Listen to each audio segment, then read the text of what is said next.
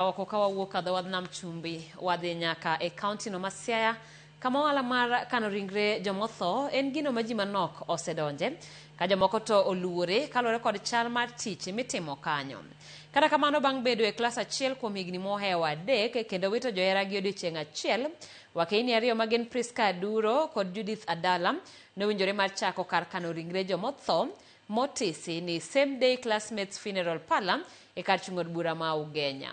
Jafo maro Steve Biko nolimo kar kano ringre no kendo loso na report mayango gimomiyo wakeini go nomiye nying mar Same Day Classmates. Ondamo manok wuok e boma ma Ugenya. Wadonjo Same Day Classmates Funeral Parlour e kar chung' od bura ma Ugenya. Ma en kar kano ringre ma umbe olak mararie e kaunti ma Siaya kod alwora mare kaluwore kod yo magirito go ringre joma otho. Judith Adala kod nyawadgi Priska Aduro magin weg kar kano ringre ni duto noriwo klas e kar tiegruok mar nursing e boma ma Kisumu e higa 1984.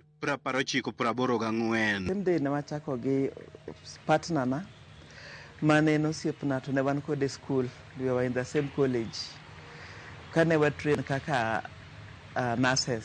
So ne wan kaachiel e class Kisumu Medical Training Center back then 1984 kama nwa trained to be enrolled community health nurses. Bang' tieko tiegruok, Judith kod Priska mane tiyo kuonde mopogore duto noyudo kar dak e gweng' Masega kendo chuogi bende ne gin osiepe matuklu. E higa 2014 chuogi notuore kuom kinde manok kendo giduto ne giwito ngimagi odiochieng' achiel ka ik margi to notime thuolo mopogore. We were sick at the same time. My partner iluongo ni Judith Adala. Chwore was sick. Ana bende chwora ne tuo.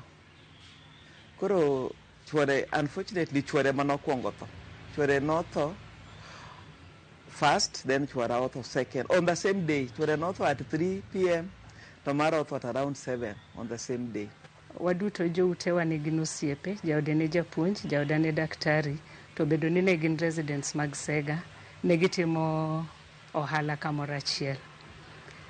Kane gichako tuore, to kanochopo tarik 14 dwe mar abich higa 14 kuom hawi marach Nyasaye nokawo gigi duto. Ne githo about 6 hours apart. Jaoda notho osiptal Kisumu, jaode bende notho Sega kae. Bang' kadho lit mar wito johera gi odiochieng' achiel, wakeinigi nomanyo yo mar chiwo luor ne johera gi kod tego osiep e kindgi kokalo kuom chako ohala e kinde mane gijok dhi e rutaya. En nogombo ni wayaw osiptal. To anto naserana private hospital before. To naneno ka challenges ng'eny. Koro nwa suggest why don't we go a step further. Wawere go osiptal, wayaw funeral home. Ema idea mar yawo mochari ni came up. Koro nwaluonge ni Same Day kwa parogo joutewa manotho odiochieng' achiel. Classmates kaka ne wan jo klas achiel KMTC Kisumu. Kuom mano, e higa 2017 ne gichako gedo mar karo kano ringre ni manyingo nywando tho mar johera gi odiochieng' achiel Same Day kod bedo gi klas kanyakla Classmates bang' kawo pach jopiny e wi ohala no. Then we just said no again. Then wachako ger. Koro ne wachako gero this mortuary 2017. So again 2017 towards the end, up and wachake October 2017, after the death of our husbands, which we've been treating very well. We've not, so far, the little challenges mostly bedgodo, Judibo wacho, but so far, pokwaneno gimo the marach nikech, bodies wase treat maber, weg bodies kaw bodies kamor, wabende wa kawa mor. E alwora mar karo kano ringre ni, ohala mamoko bende omako mach, kaka mano mar uso maua, lewni kod sanduge mag joma otho e kind ohala mamoko gino mage wacho ni osereso chumi mar gweng' moluoro kae. We supply 2 types of maua. Wan gi maribon kendo wan gi fresh flowers. To maribon ema dhi ahinya nikech mar fresh flowers e ji okohero nikech en expensive. Nashona nguo